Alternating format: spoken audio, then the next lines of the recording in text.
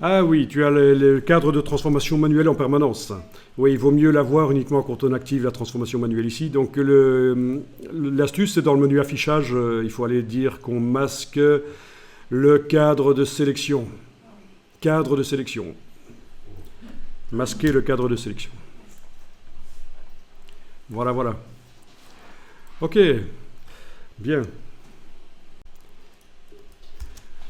On a choisi quoi? Du noir? Bien, super. Regardez ça. Je vais ici créer un rectangle et mettre du noir dans la case de fond. Je fais une petite parenthèse à propos du noir. Voilà, vous avez du noir. D'accord? Ben, faites ça aussi, faites un rectangle n'importe où sur l'écran et mettez-lui du noir en fond. Ok. Ensuite, je vais en faire un second. Bon, je vais mettre du jaune par exemple, ou n'importe quoi. Mettez n'importe quoi comme autre couleur.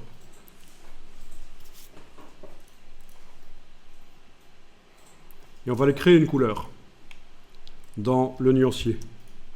Menu du nuancier. Vous avez toujours votre deuxième rectangle qui est activé, avec la case de fond, ici avec la couleur que vous avez choisie, peu importe laquelle. On va aller créer une nouvelle nuance. RVB. Vous allez mettre tout à 0. Voilà, OK. Vous avez créé un noir RVB. Vous le voyez là? Tiens, il était même avec la couleur globale. Ceci était enclenché, c'est très bien. Alors, qu'est-ce que vous constatez? Ah, eh bien ça, vous voyez, c'est un des plus gros pièges en infographie. Il y a des étudiants diplômés en infographie qui n'ont pas compris ça, et ils font des grosses erreurs, des grosses boulettes, et puis c'est imprimé à 10 000 exemplaires, et puis c'est la cata, c'est moche. Pourquoi? Mais parce que dans le document, et là en superposant les deux, ça devrait se voir. Oui, il y a même un effet de transparence. Pas en les superposant, en les juxtaposant, ce sera mieux. Voilà. Ouais. Bon, ben vous savez pourquoi? Non, c'est pas parce qu'elle est globale. Le fait qu'elle soit globale, ici, ça va juste permettre, si je la mets partout dans une illustration, de la modifier d'un coup sur tous les objets qu'il utilise. C'est parce que c'est du vrai noir, là. C'est du 000, il n'y a aucune lumière. C'est du noir RVB. Et là, c'est l'encre noire utilisée par l'imprimeur. Et l'encre noire, elle n'est pas pure. Sinon, elle coûte cher. Enfin, il y a différents niveaux de qualité d'encre noire. Mais l'encre noire de base, pour faire de l'offset habituel, c'est plutôt du gris très foncé. Et Illustrator vous simule ça dans le document. Il vous montre, tiens, voilà, tu as utilisé de noir, l'encre noire, là, et ce sera comme ça. Évidemment, c'est la cata quand on commence à superposer des objets en mélangeant les différents noirs. Il y a des espèces de fantômes qui apparaissent, vous voyez, des choses bizarres qui vont apparaître, quoi. Donc il faut surtout faire gaffe à ça. Et le bon noir à utiliser, c'est évidemment celui-là, le RVB. Quand votre illustration est finie, vous la mettez dans InDesign. Et s'il vous faut une version CMJN, vous allez dans exporter un PDF avec l'option convertir vers la destination en choisissant une norme d'impression CMJN. Et là, vous allez avoir dans le PDF le noir qui va être éventuellement transformé pour qu'il soit vraiment CMJN, adapté à la presse.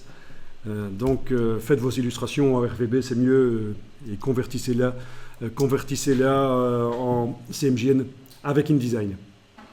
Donc il faut faire gaffe à ça. Faut faire gaffe. Alors, si vous allez dans les préférences, vous allez trouver un truc qui va sans doute vous aider.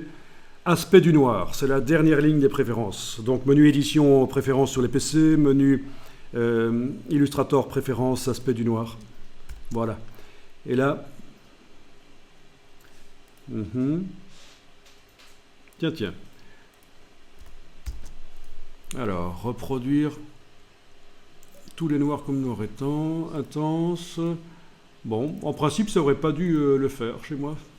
Attendez un peu, afficher tous les noirs avec précision. Bon.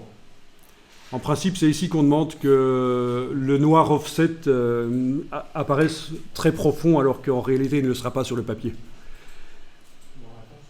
Ben, il faut que je revoie comment ça marche.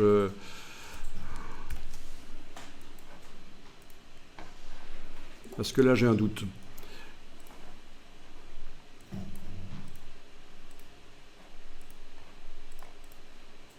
Bon. Il ne le fait pas.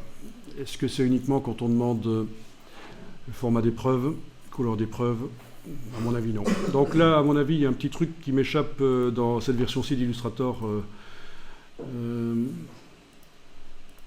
Mais vous pourriez demander en principe ici que les noirs offset, donc les gris très foncés, apparaissent vraiment très noirs en fait. Je pense que c'est pas noir, déjà dessus c'est 32, 33 et 36. Le noir là. Oui, c'est normal, c'est parce que j'ai été choisir le noir. Ici, le noir. Oui, c'est pas un vrai noir, oui. Oui, en effet. Et. Oui. Ok, bon. Il faudra que je me replonge là-dedans.